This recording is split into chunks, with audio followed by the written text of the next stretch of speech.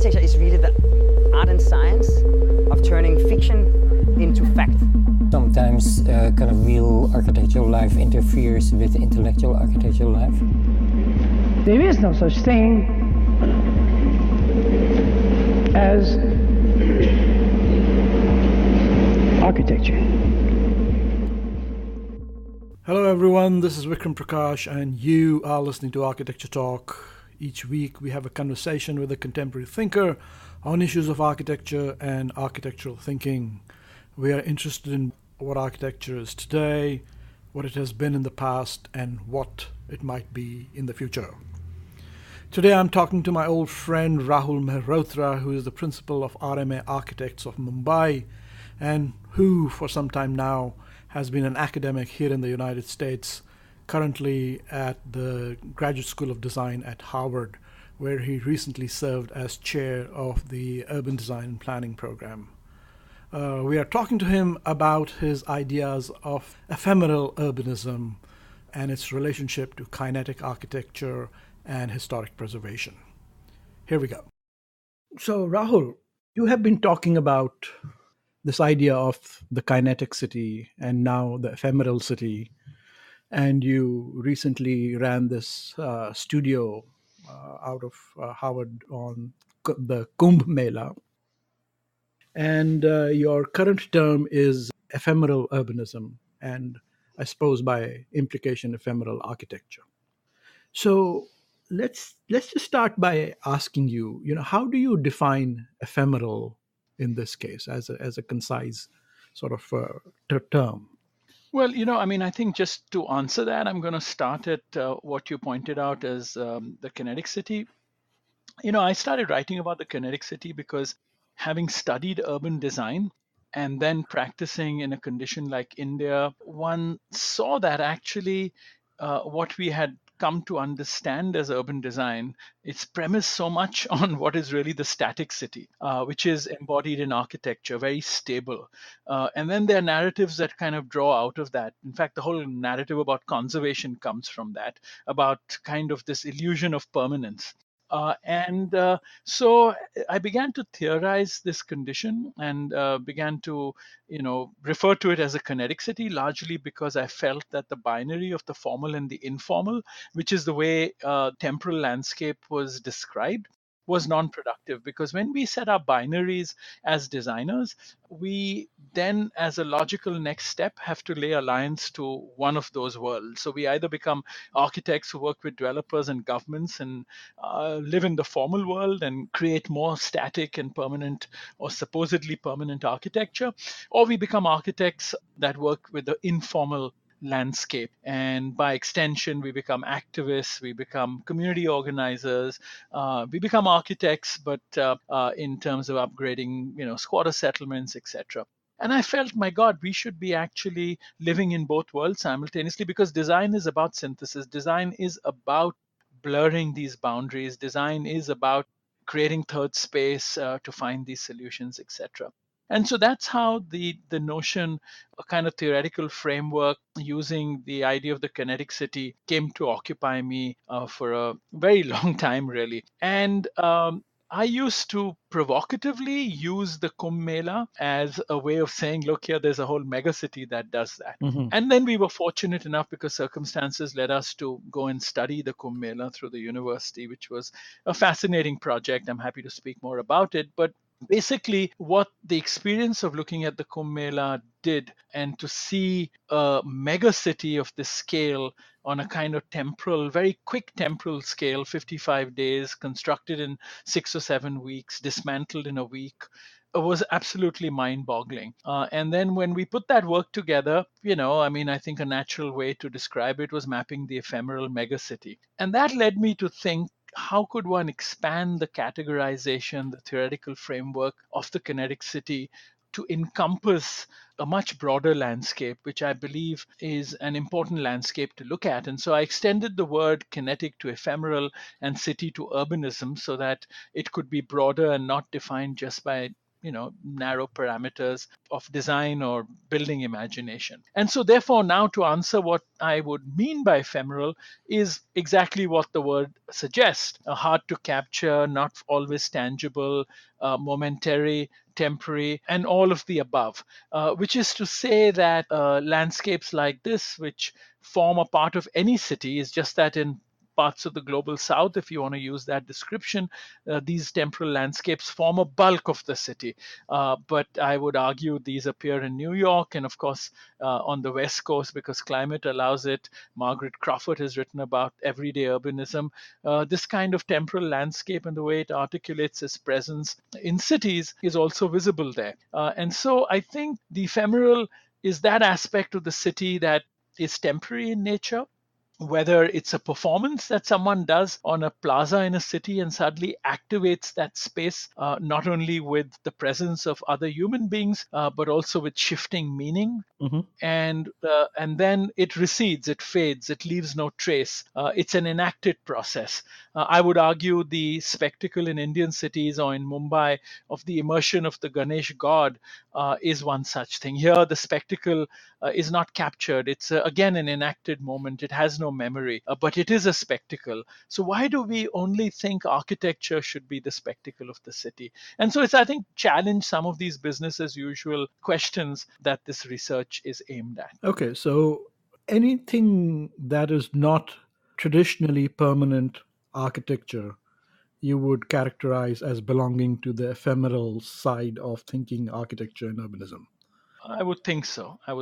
So it includes the agency of people doing things, and it also includes temporary structures that are put in place in between more permanent architecture and the agency of people doing things.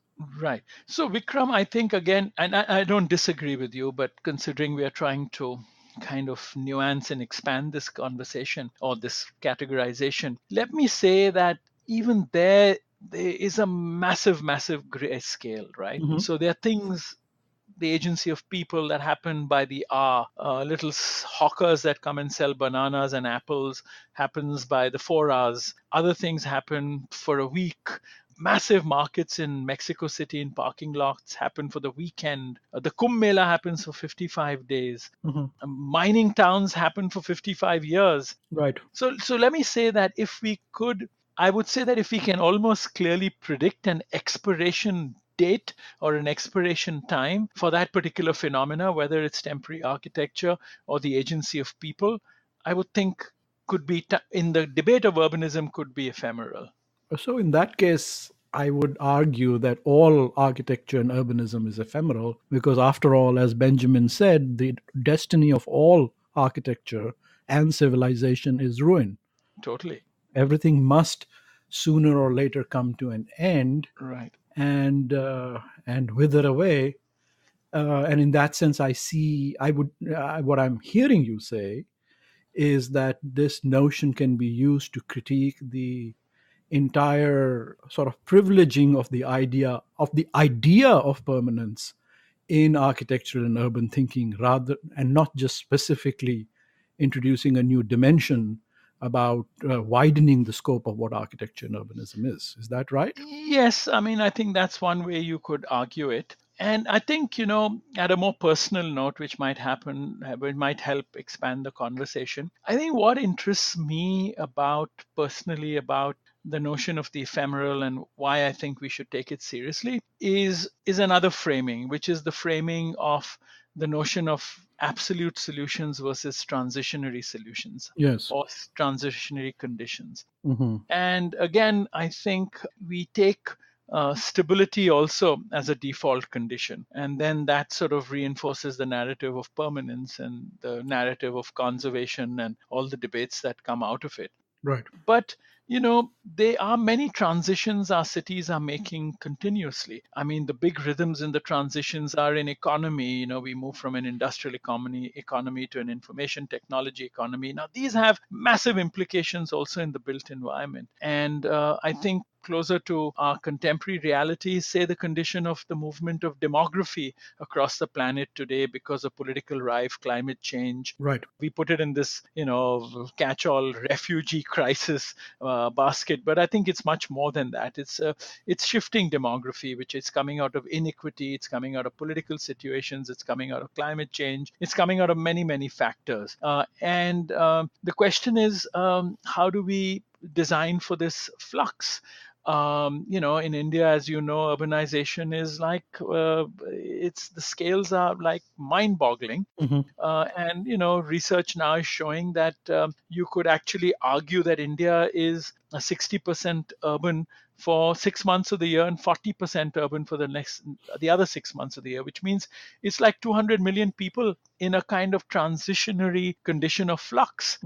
And so what does that mean for design? Are we designing relatively permanent solutions for relatively temporary problems? And so I think to challenge the notion of absolute solutions is where I think the category of the ephemeral can also be useful for us to imagine transitions. And I think as a profession, whether it's planning, urban design, architecture, we don't pay enough attention to this question. I think landscape architects by default have to, because plants are life, and life, they are forced to imagine a temporal scale for what they do, at least the ones that I think are the sensitive ones. Right. But in architecture, this has completely fallen off the radar of the discussion, and I think we are worse off for that.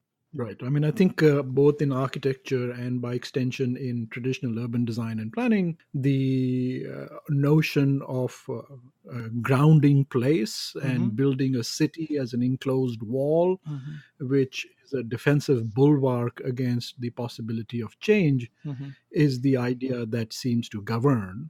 And therefore, I would say, by contrast, what you're talking about belongs more to the register of nomadism.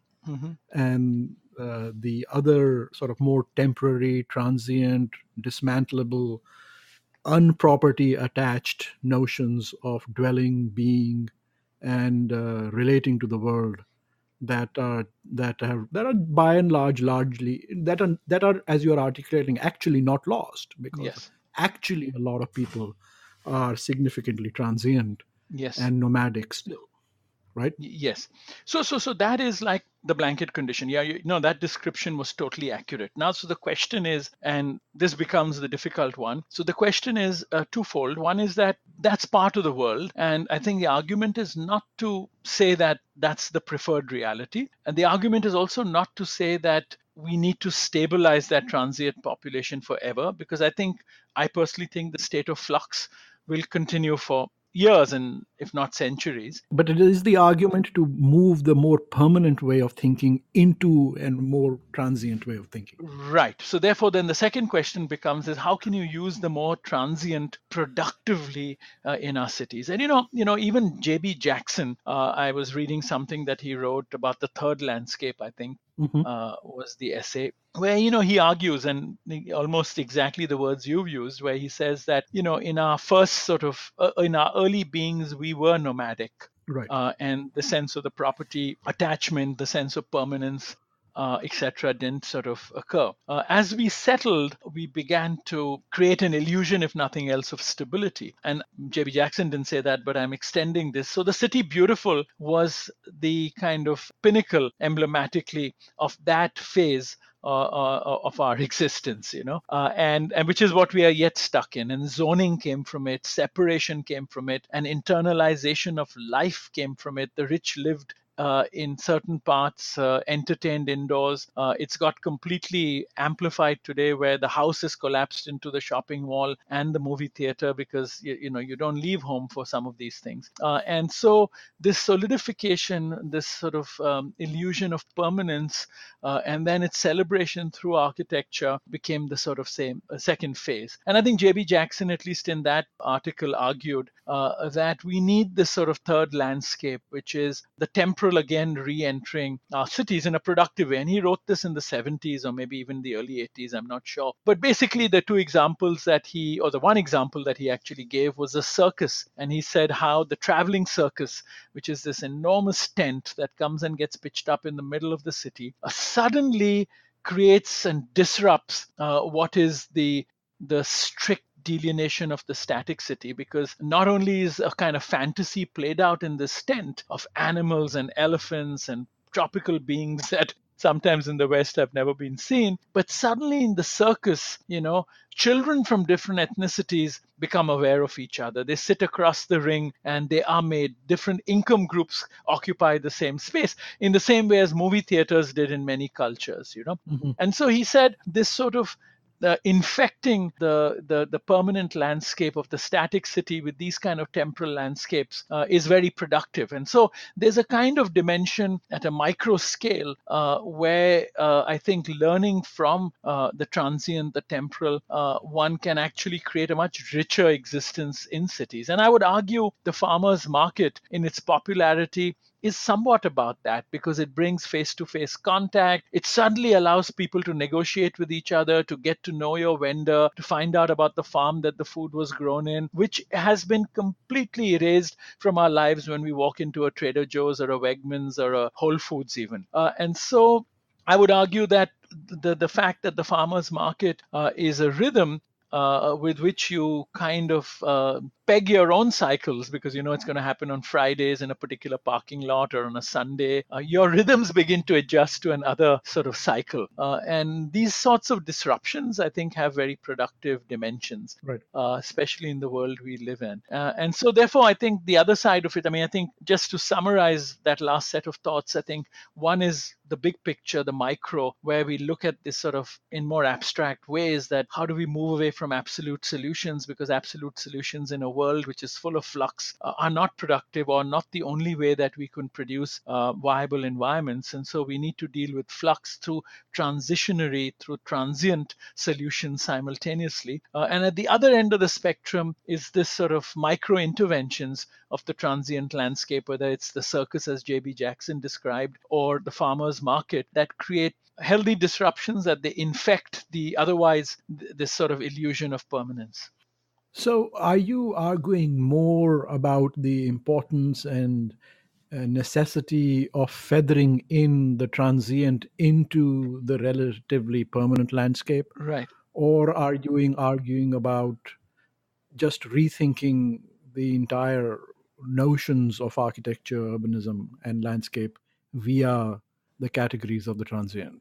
Vikram, I would say both. But if I had to be more specific, and I've never thought of it till you've posed this question, which is lovely about these conversations, is I'm actually arguing for nuancing, broadening the tool set with which we look at cities, and to include the notion of the transient, the kinetic, the everyday landscape in serious and productive ways as part of the repertoire that we use as urbanists. And I think the most productive thing at the other end of the spectrum, which will help nuance our thinking about cities, is the notion of time. As planners, urban designers, and architects, we actually don't know. We don't deal with time in a productive way as part of our repertoire.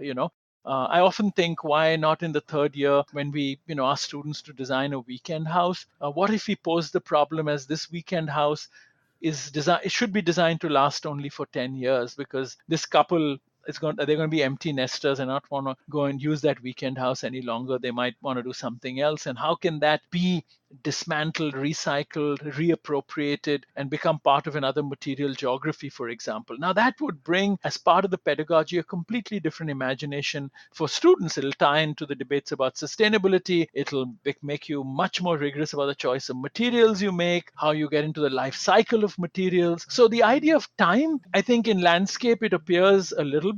In conservation, I think the more creative ones talk about it. But otherwise, the notion of time is very absent in planning, urban design, or architecture. All right. That would be a good point to take a break. We are talking to Rahul Mehrotra, and we are discussing his ideas on ephemeral urbanism.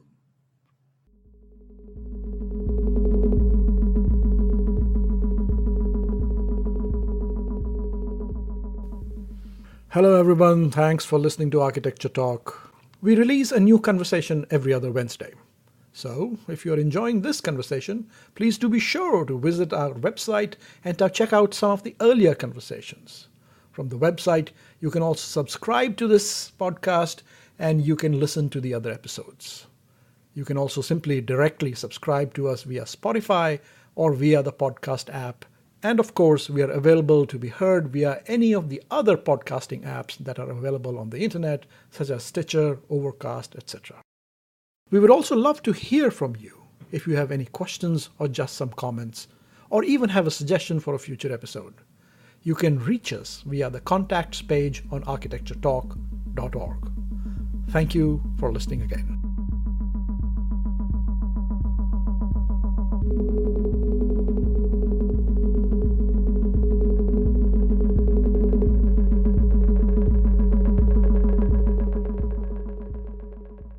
Hello, this is Vikram Prakash, and you are listening to Architecture Talk, and we are having a conversation with Rahul Mehrotra, and we are trying to dig into the concept and implications of ephemeral urbanism. So, Rahul, you were trying to describe an ephemeral architectural problem.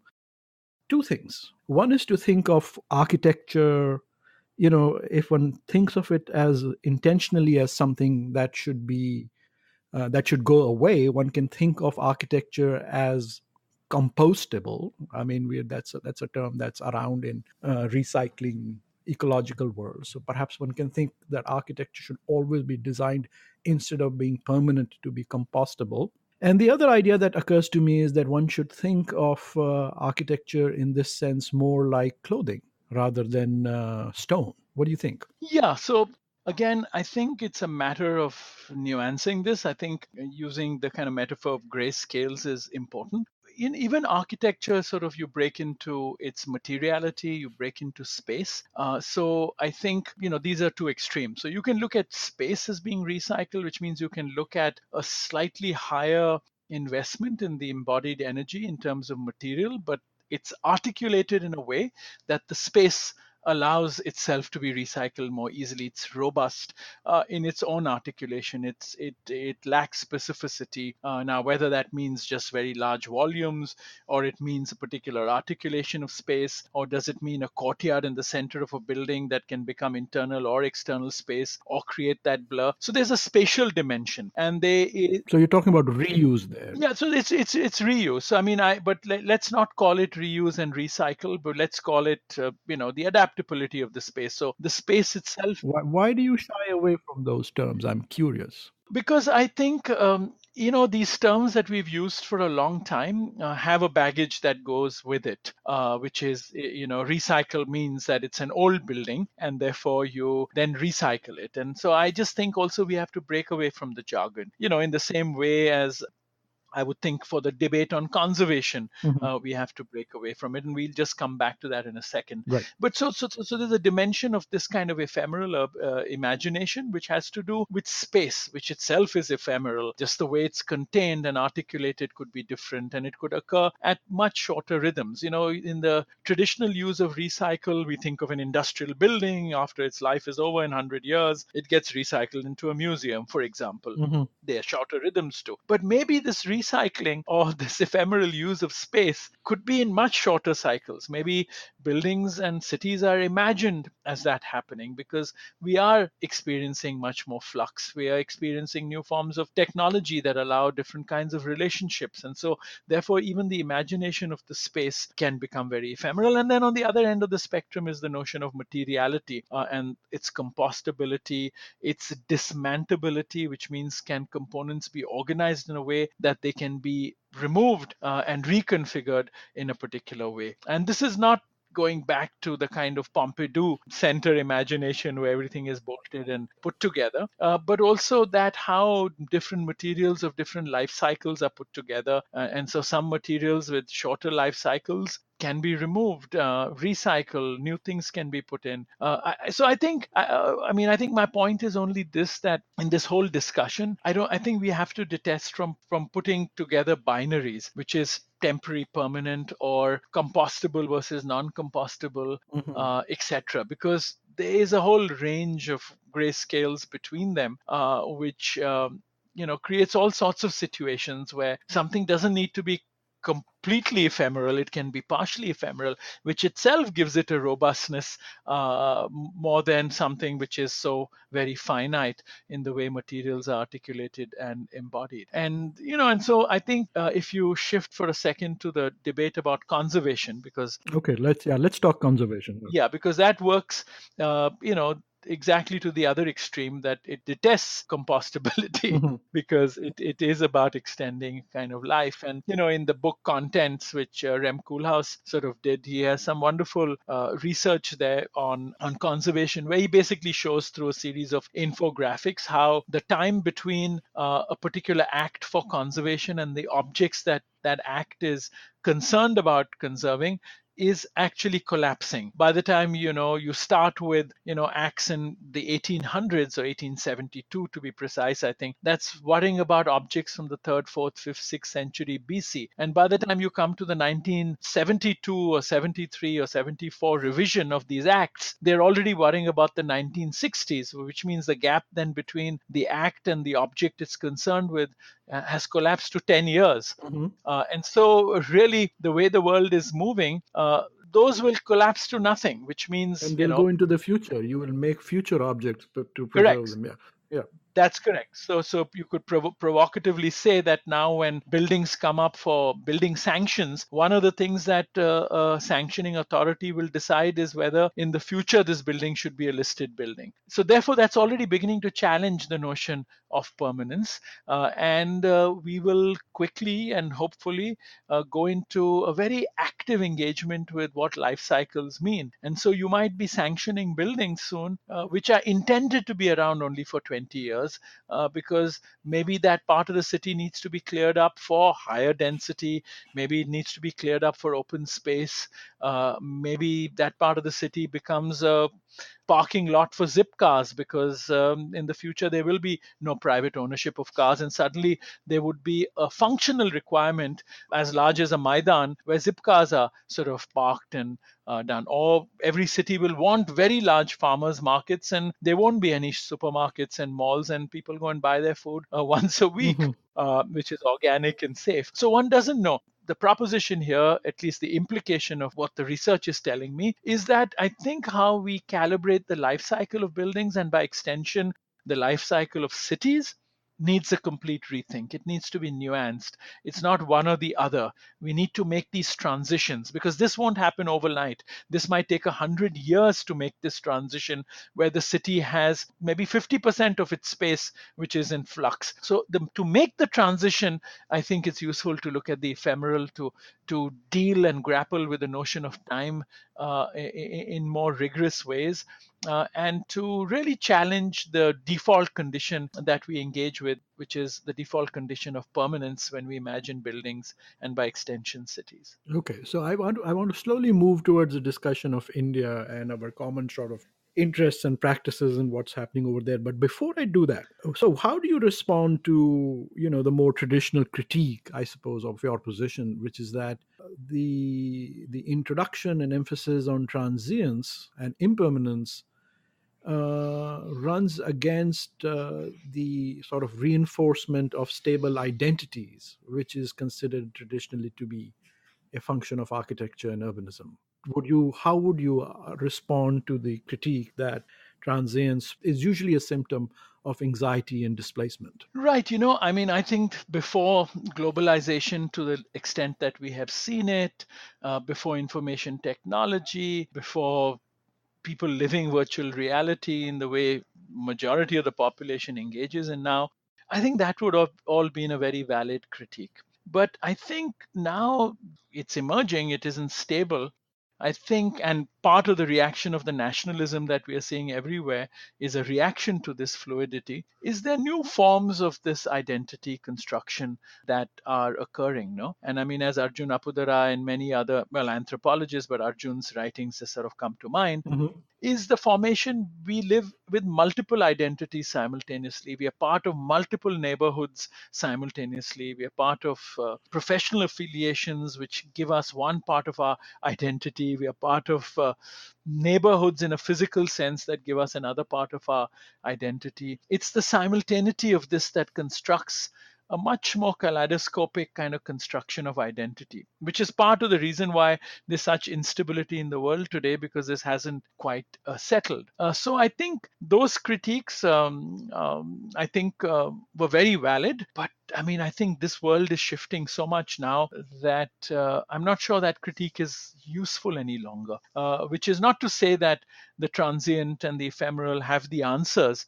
The question is, I think they might help us respond more robustly to this transient condition that we are all in on this planet. Right. I mean, I think that's true. I mean, of course, it's an important question in the current political climate of the sort of anti-immigrant rhetoric that we are hearing from our president and other people. By contrast, both you and I, we are sort of nomadic, displaced people, and if one defines the United States as a country of immigrants, then one can argue that this sort of transient, transformed identity has always been in place. The sort of besides the urban, the other sort of traditional argument against that is that land identity in a more, let's say, Heideggerian mode emerges from the land, and that is something one should affiliate with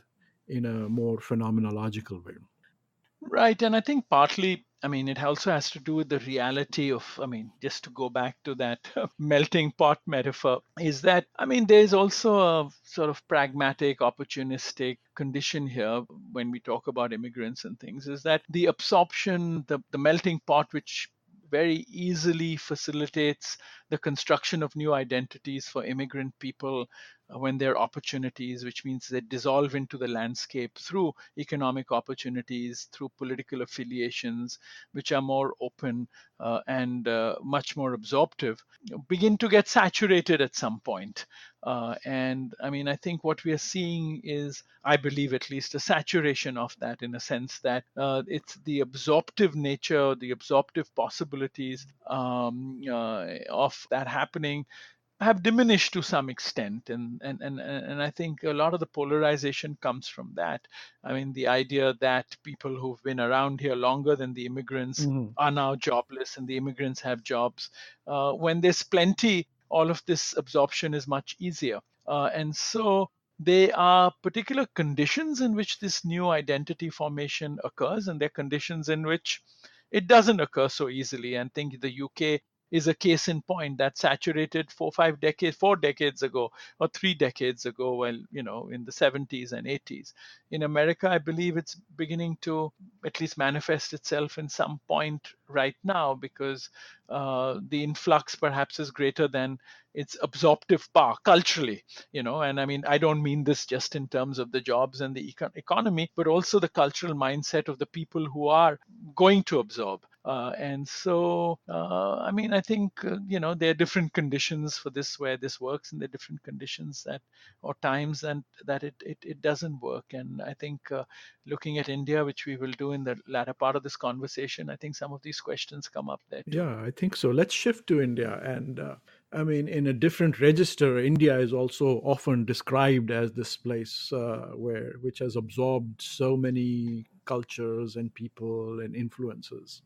And you have talked about in another one of your books on pluralism and a multiplicity of architectural possibilities practicing in India today. And of course, the majority of your architectural practice, I think, is located in India, right?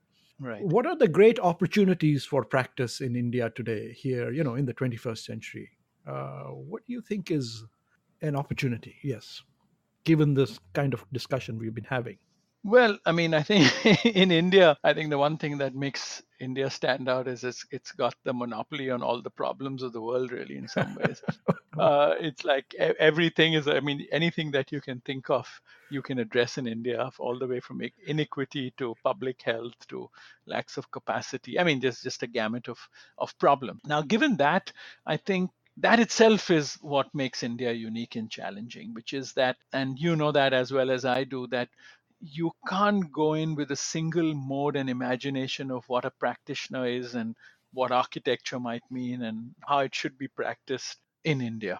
You could be in the same afternoon of your practice dealing with such ends of the spectrum in terms of the model of practice and engagement that you might need to apply to be effective to solve that problem is mind boggling. And I think that's what, in some ways, India has to teach the world, which is that many things get posed there in extremity. Many things get posed which are incredibly disparate, but in close adjacencies. That means they coexist in our minds, they coexist on the land, they coexist in our political imagination, in our cultural imagination. And how one actually deals with the simultaneous validity of these kind of disparate conditions is a massive, massive challenge. And just to loop back, to the opening of our conversation on the notion of the absolute versus the transitionary, I think in that condition, the transitionary becomes much more effective than absolute solutions. I would argue China applied very absolute solutions in the way it solved its problems of cities and housing and all of that. You mean nowadays or in the Mao period? Well, between the Mao period and now. Now it's of course shifting in other ways, but these were absolute solutions. Were these Chinese cities or cities in China, as been often asked? There's a sameness to them. There's a replication of a kind of universalizing, let's call it a Singapore model or some such thing. Right. But in that condition, you had a political framework where absolute solutions was the logical kind of extension. Now in India, where we have a mutinous democracy, we are also trying to solve these problems through absolute solutions, whether it's the housing problem, whether it's the demonetization move, etc. These are absolute solutions, draconic, large scale. And I think when you have a spectrum and this kind of intense pluralism, the kind of simultaneity of development and underdevelopment, the simultaneity of the rich and the poor, the simultaneity of climates, religions, all of that. I think solutions have to be different. Solutions have to be transitionary in nature. They have to be transient. Sometimes when you have to reach your goal, the transitions take you in completely different directions. It's not a clear linear path. And a classic example people give is energy policy. India going nuclear is the only way India can jump from fossil fuels to renewables, because if it tried to jump directly through an absolute solution, its economy would collapse. So it goes the way of nuclear. Now we could get stuck in nuclear, but it's a completely different direction which can hopefully, guided through right policies and political will, can bring us back to renewables. But it's a different direction. So sometimes you slip sideways in these kind of imaginations of transitions. In absolute solutions, it's a very clear linear imagination, but then often you can't make that So jump. talk to me about some project that you have done recently or in the recent past, which embodies this transitional, non-absolute architecture and urban thinking. How have you manifested that in your work? Well, I think for me, and it's much clearer on reflection now, because when one was doing all of this through the mid 90s to the early 2000s, was intuitive. It was, using one's intuition Right. and bringing values to it, and one can now retrospectively reflect about it. And I would start by talking to you about the urban conservation work we did in Mumbai, which was, getting the first urban conservation legislation in, and then realizing that, the kind of paradigms we were trying to apply didn't bring any effect on the ground. And it made me then frame the problem in two different ways. One was, it made me question that we are sitting in India, we're looking at English heritage, we're looking at American legislation, and we are trying to apply it here in the 4th district of Mumbai. And it made me ask the question that when the custodians of an environment and the creators of the environment are two different cultures, why would we apply only the paradigms of the creators of the environment? Because now, as custodians, we are from a different culture. So, which means our relationship to this environment is completely different. And that then led me to the notion of looking at significance and deconstructing that a little bit, because conservation debates are overwhelmingly determined by going into a location, discerning its significance, and then going crazy about trying to reinforce that significance. And we began to say that if we are the culture that now is in custody of this environment and it's different from the people who created it, how do we construct a new significance for it? Now, this is not a cop out, because here then the task for the architect becomes even harder, because what the task for the architect then is to create the illusion of that environment, which is the intent of conservation and the stability that you want in the city, but to let it be occupied by completely different sensibilities. And that's a very hard kind of combination to work in. But for me, that's a transitionary solution, because that's a way that you make the transition for people to value an environment, and to value it not for the oppression that it might signify, but to value it for the having internalized it and come out stronger, to value it from an environmental perspective of beautiful buildings with incredible embodied energy and labor and sweat equity by local people, which should be kept as memory. And thirdly, to create a stability and again a form of transition in terms of disruptions in the environment, because the time we were working on all of this was when we also liberalized our economy, and global capital was arriving every second morning into Mumbai. And a large part of the city was under threat because the government would want to redevelop areas, etc., which would be create enormous disruptions.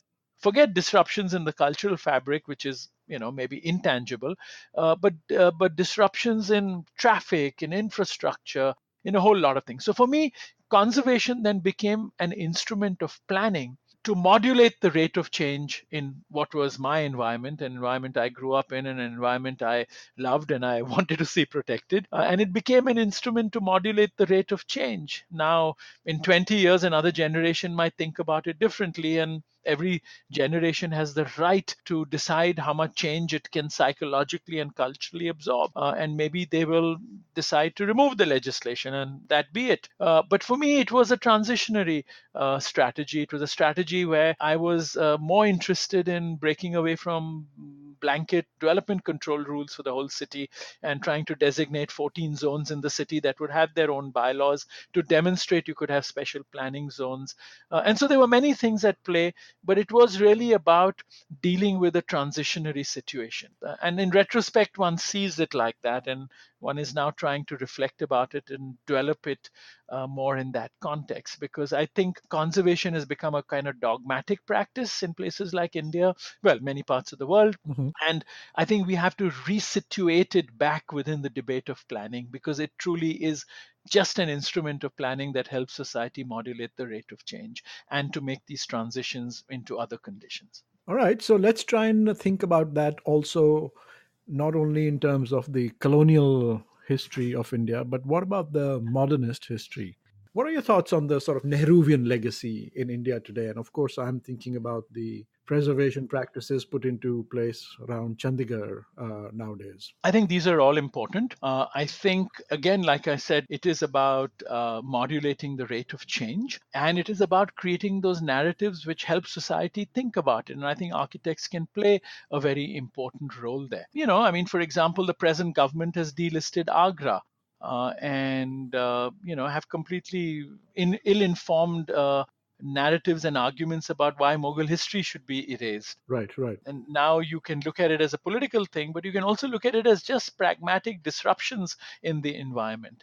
And this is true also for modernist history, which is the Nehruvian period, as you sort of framed it. But I think what is contingent, so the closer, the closer we are to the past, the harder it is to articulate a position about it. And I think this becomes contingent on us as professionals. So for me, I think, the Hall of Nations going, which everyone is up in arms about, Right. I think it's a bad thing. I don't think the building should have gone, but I think it's rearguard action, because we as a profession reacted to it after the dikkat to demolish it had already occurred. But we should be ahead of the curve in creating these narratives if we feel there's value in these environments, both from a perspective of culture, which is the history is embodied in it, etc. It's a matter of articulating these stories in a way that they have meaning. And I think these narratives have to be double-edged. One edge has to be an edge of the intangible, the cultural, the political, and all of that. And the other edge has to be an edge which is of pragmatism, of environment, of embodied energy in the buildings, the making of the buildings, the disruption to the environment, and meta narratives like that.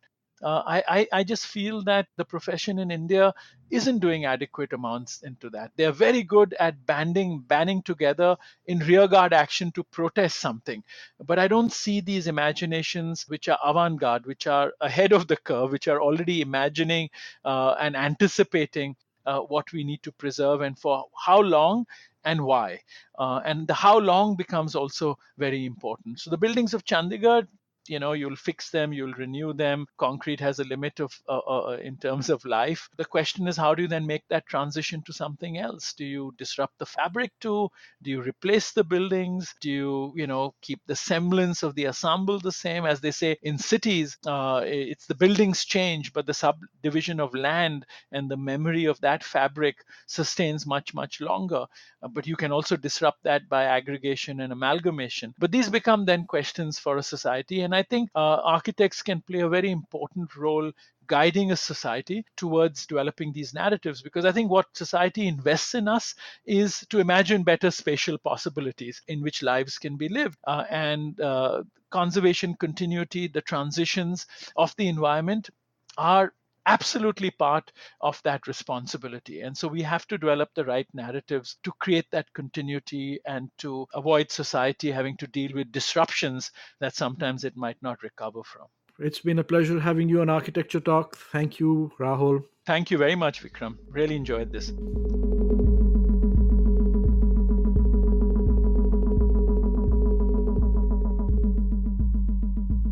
Thank you very much for listening to Architecture Talk. This is Vikram Prakash.